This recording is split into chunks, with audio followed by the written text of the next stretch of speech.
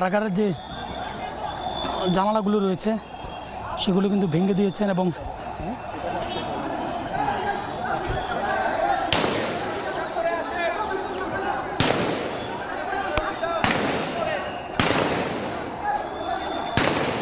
সরাসরি দেখানোর চেষ্টা করছি।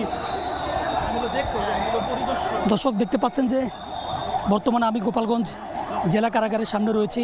আজকে যারা এনসিপির প্রোগ্রামে এনসিপির পথসভায় হামলা করেছে তারা এই জেলা কারাগারটির প্রত্যেকটি জানালার কাজগুলো তারা ভেঙেছেন, এখানকার আসবাবপত্রগুলো ভেঙেছেন, এখানকার যে জিনিসপত্রগুলো রয়েছে সেগুলোর প্রতিও কিন্তু তারা হামলা করেছেন। পরবর্তীতে এখানকার যে আইনশৃঙ্খলা রক্ষাকারী বাহিনীর সদস্যরা তারাও কিন্তু রাস্তায় নেমে এসেছেন এবং পরিস্থিতি নিয়ন্ত্রণ